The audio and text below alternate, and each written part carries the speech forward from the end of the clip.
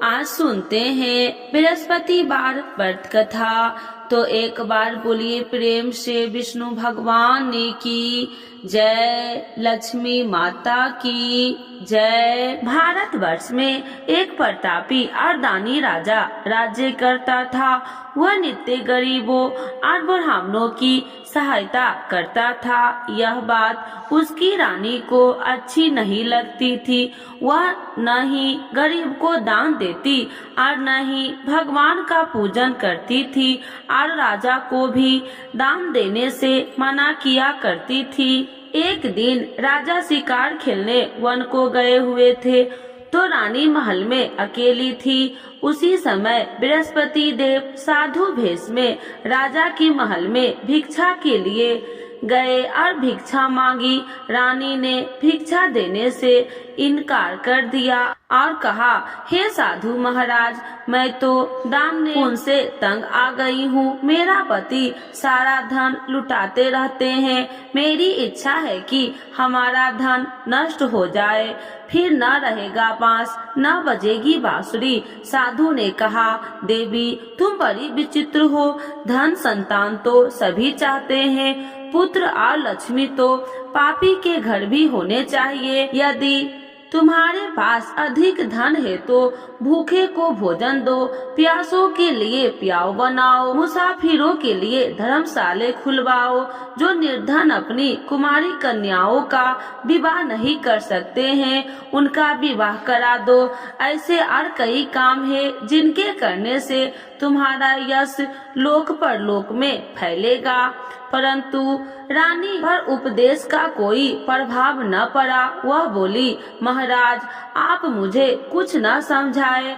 मैं ऐसा धन नहीं चाहती हूँ जो हर जगह बांटती फिरूं। साधु ने उत्तर दिया, यदि तुम्हारी ऐसी इच्छा है तो तथास्तु। तुम ऐसा करना कि बृहस्पतिवार को घर लीपकर पीली मिट्टी से अपना सिर धोकर स्नान करना, भट्ठी चढ़ाकर कपड़े धोना। ऐसा करने से आपका सारा धन नष्ट हो जाएगा।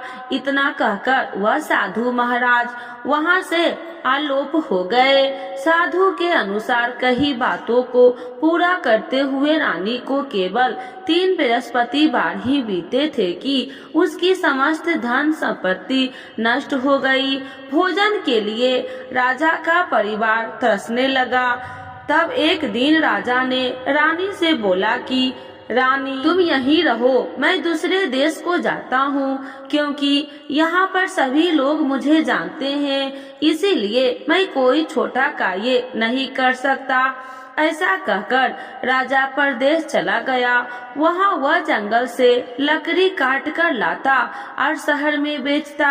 इस तरह वह अपना जीवन व्यतीत करने लगा। इधर राजा के परदेश जाते ही रानी और दासी दुखी रहने लगी। एक बार जब रानी और दासी को 7 दिन तक बिना भोजन के रहना पड़ा तो रानी ने अपनी दासी से कहा, हे दासी, पास ही के नगर में मेरी बहन रहती है, वह बड़ी धनवान है, तू उसके पास जा और कुछ ले आ ताकि थोड़ी बहुत गुजर बसर हो जाए। दासी रानी की बहन के पास गई। उस दिन गुरुवार था और रानी की बहन उस समय बृहस्पतिवार व्रत की कथा सुन रही थी। दासी ने रानी की बहन को अपनी रानी का संदेश दिया, लेकिन रानी की बड़ी बहन ने कोई उत्तर नहीं दिया। जब दासी को रानी की बहन से कोई उत्तर नहीं मिला तो वह बहुत दुखी हुई और उसे क्रोध भी आया। दासी ने वापस आकर रानी को सारी बात बता दी। सुनकर रानी ने अपने भाग्य को कोसा। उधर रानी की बहन ने सोचा कि मेरी बहन की दासी आई थी, परंतु मैं उनसे नहीं बोली, इससे वह बहुत दुखी हुई होगी। कथा सुनकर और पूजन समाप्त करके वह अपनी बहन के घर आई और कहने लगी, हे बहन, मैं बृहस्पतिवार का व्रत कर रही थी। तुम्हारी दासी मेरे घर आई थी, परंतु जब तक कथा होती है तब तक न तो उठते हैं और न ही बोलते हैं, इसीलिए मैं नहीं बोली। कहो दासी क्यों गई थी? रानी बोली, बहन तुमसे क्या छुपाऊं, हमारे घर में खाने तक को अनाज नहीं है। ऐसा कहते कहते रानी की आंखें भर आई। उसने दासी समेत पिछले 7 दिनों से भूखे रहने तक की बात अपनी बहन को विस्तार पूर्वक सुना दी। रानी की बहन बोली, देखो बहन, भगवान बृहस्पति देव सबकी मनोकामनाओं को पूर्ण करते हैं। देखो, शायद तुम्हारे घर में अनाज रखा हो। पहले तो रानी को विश्वास नहीं हुआ, पर बहन के आग्रह करने पर उसने अपनी दासी को अंदर भेजा तो उसे सचमुच अनाज से भरा एक घड़ा मिल गया। यह देखकर दासी को बड़ी हैरानी हुई। दासी रानी से कहने लगे कि हे रानी, जब हमको भोजन नहीं मिलता तो हम व्रत ही तो करते थे, इसीलिए क्यों न इनसे व्रत और कथा की विधि पूछ ली जाए ताकि हम भी व्रत कर सके। तब रानी ने अपनी बहन से बृहस्पतिवार व्रत के बारे में पूछा। उसकी बहन ने बताया, बृहस्पतिवार के व्रत में चने की दाल और मुनक्के से विष्णु भगवान का केले की जड़ में पूजन करे तथा दीपक जलाए, व्रत कथा सुने और पीला भोजन ही करे। इससे बृहस्पति देव प्रसन्न होते हैं। व्रत और पूजन विधि बताकर रानी की बहन अपने घर को लौट गई। 7 दिन के बाद जब गुरुवार आया तो रानी और दासी ने व्रत रखा। घुड़साल में जाकर चना और गुड़ लेकर आई। फिर उसने केले की जड़ तथा विष्णु भगवान का पूजन किया। अब पीला भोजन कहाँ से लाए, इस बात को लेकर दोनों बहुत दुखी थी, चूँकि उन्होंने व्रत रखा था। इसीलिए बृहस्पति देव उनसे प्रसन्न थे। इसीलिए वे एक साधारण व्यक्ति का रूप धारण कर दोनों थालों में सुंदर पीला भोजन दासी को दे गए। भोजन पाकर दासी प्रसन्न हुई और फिर रानी के साथ मिलकर भोजन ग्रहण किया। के बाद वे सभी गुरुवार को व्रत और पूजन करने लगी। बृहस्पति भगवान की कृपा से उनके पास फिर से धन संपत्ति आ गई, परंतु रानी फिर से पहले की तरह आलस करने लगी। तब दासी बोली, देखो रानी, तुम पहले भी इसी प्रकार आलस करती थी। तुम्हें धन रखने में कष्ट होता था, इस कारण सभी धन नष्ट हो गए और अब भगवान बृहस्पति देव की कृपा से धन मिला है तो तुम्हें फिर से आलस होता है। रानी को समझाते हुए दासी कहती है कि बड़ी मुसीबतों के बाद हमने यह धन पाया है, इसीलिए हमें दान पुण्य करना चाहिए, भूखे मनुष्य को भोजन करवाना चाहिए और धन को शुभ कार्यों में खर्च करना चाहिए, जिससे तुम्हारे कुल का यश बढ़ेगा, स्वर्ग की प्राप्ति होगी, पितृ प्रसन्न होंगे। दासी की बात मानकर रानी अपनी धन शुभ कार्यों में खर्च करने लगी, जिससे पूरे नगर में उसका यश फैलने लगा। एक दिन राजा दुखी होकर जंगल में एक पेड़ के नीचे आसन जमा कर बैठ गया।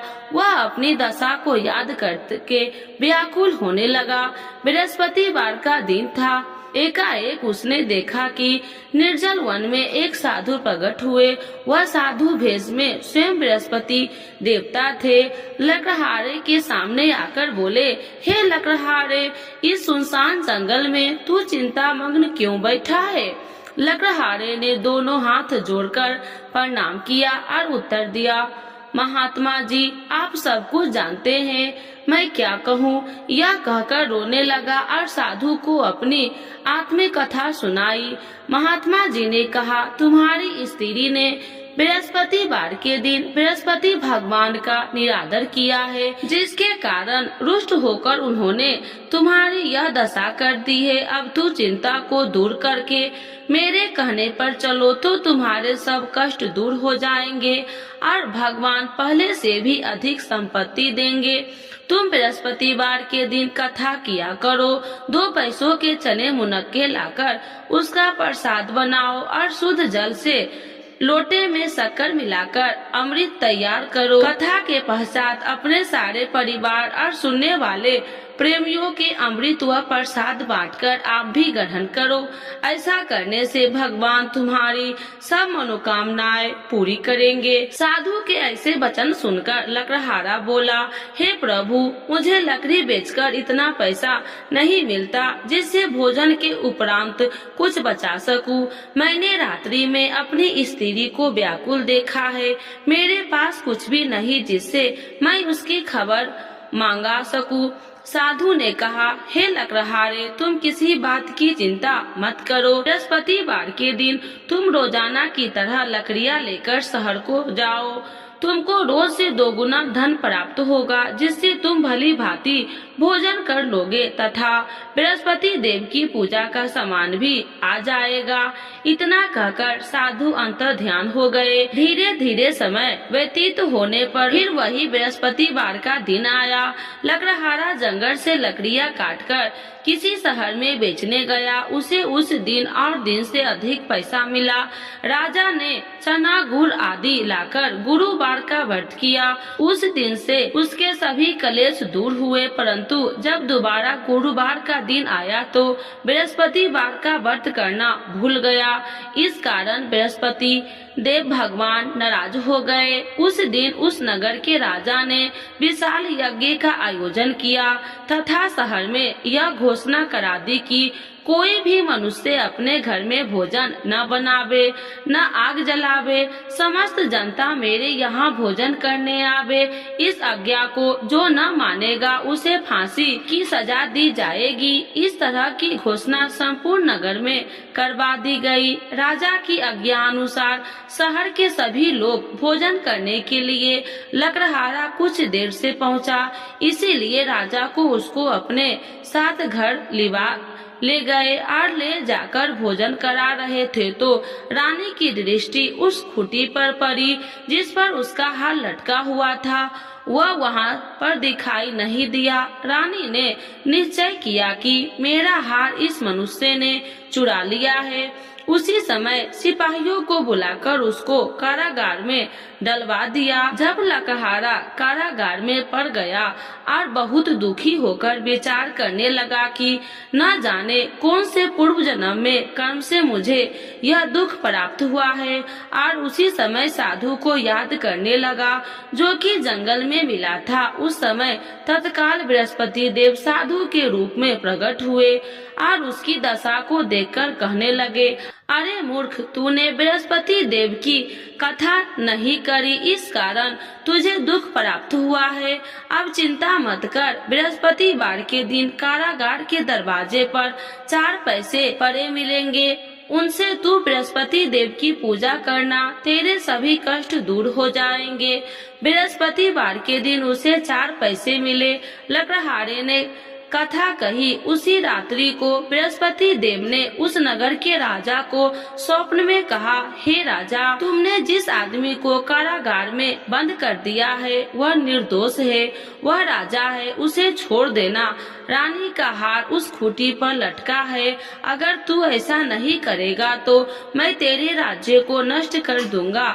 इस तरह रात्रि में स्वप्न को देखकर राजा प्रातः काल उठा और खूंटी पर हार देकर लकड़हारे को बुलाकर क्षमा मांगी तथा लकड़हारे को योग्य सुंदर वस्त्र आभूषण देकर विदा कर दिया।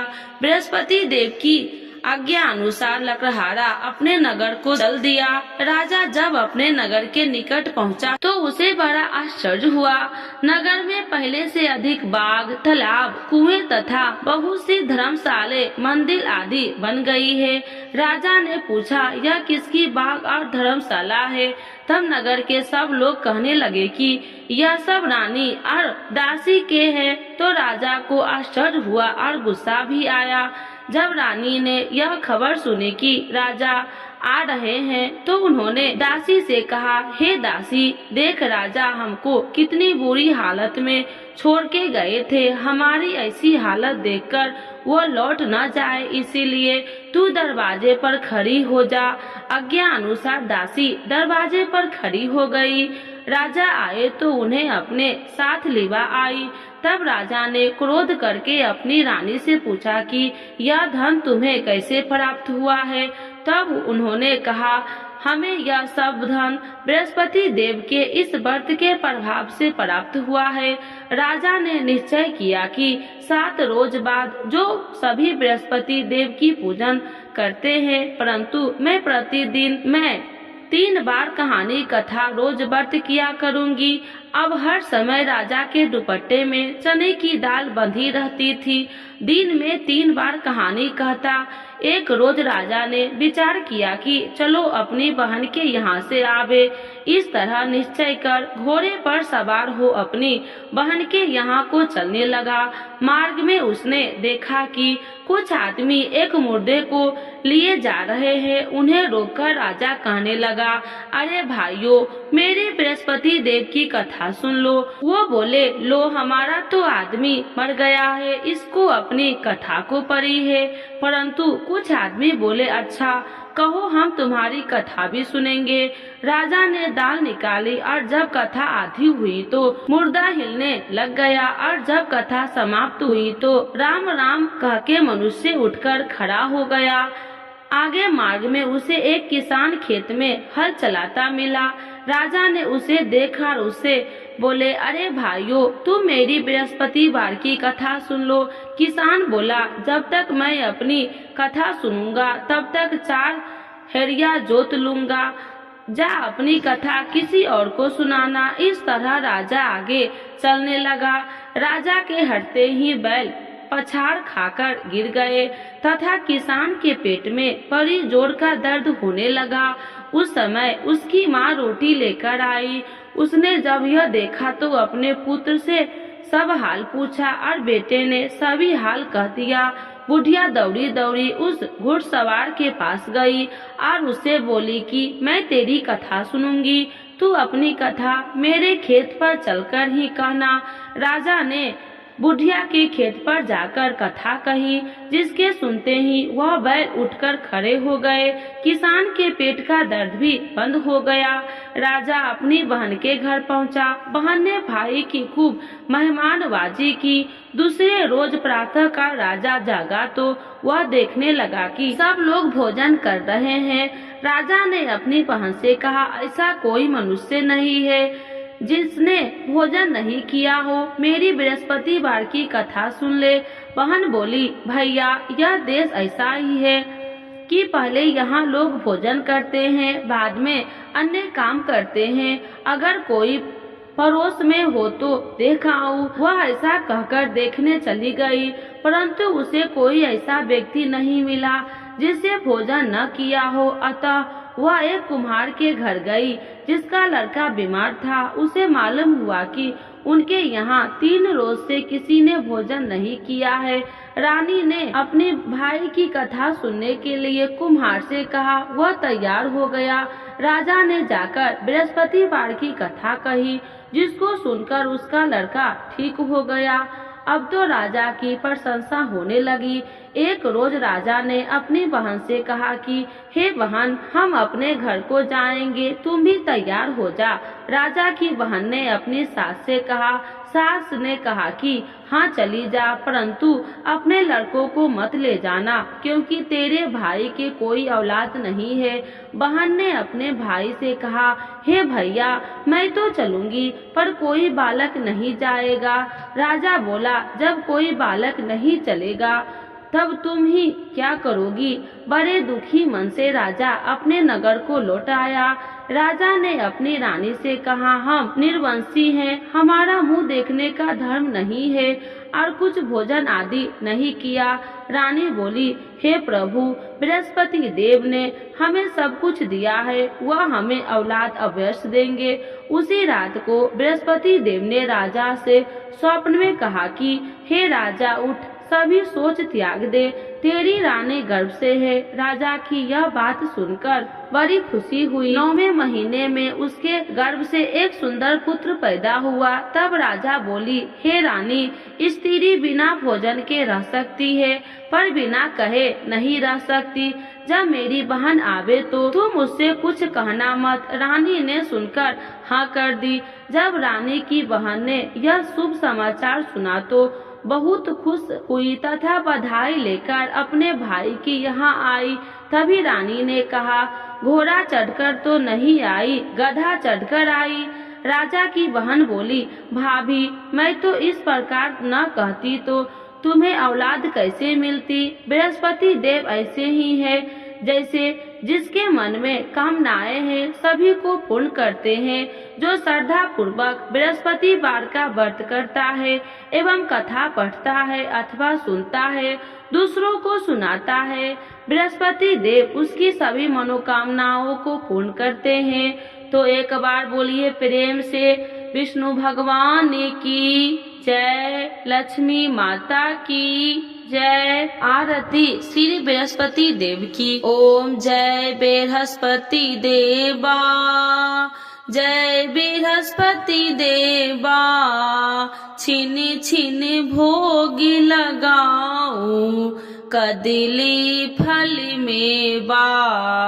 ओम जय बृहस्पति देवा, तुम पूरन परमात्मा, तुम अंतर्यामी, स्वामी तुम अंतर्यामी, जगत पिता जगदीश्वर, जगत पिता जगदीश्वर, तुम सबके स्वामी।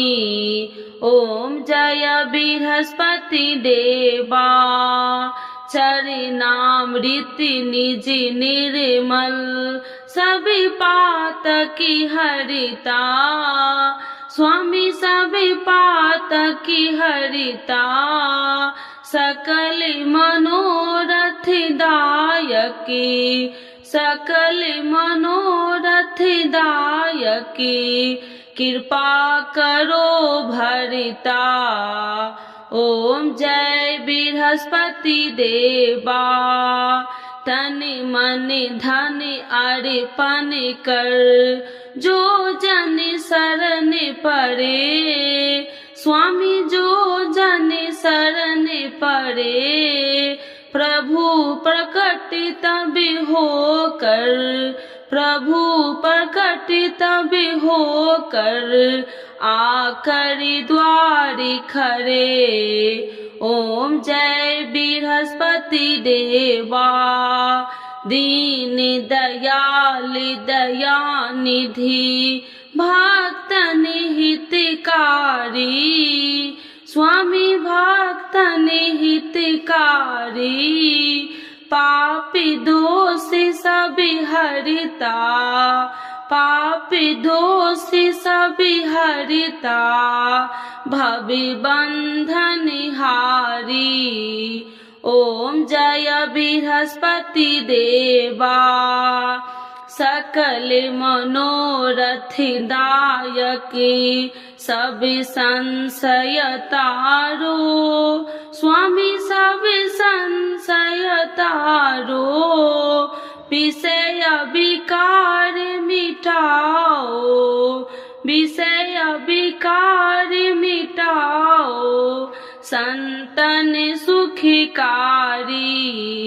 ओम जय बृहस्पति देवा, जो कोई आरती तेरी प्रेम सहित गावे, स्वामी प्रेम सहित गावे, ज्येष्ठानंद बंद सो, ज्येष्ठानंद बंद सो निश्चय पावे। ओम जय बृहस्पति देवा, स्वामी जय बृहस्पति देवा। तो एक बार बोलिए प्रेम से बृहस्पति देवता की जय, विष्णु भगवान की जय, लक्ष्मी माता की जय, सर्व देवी देवताओं की जय।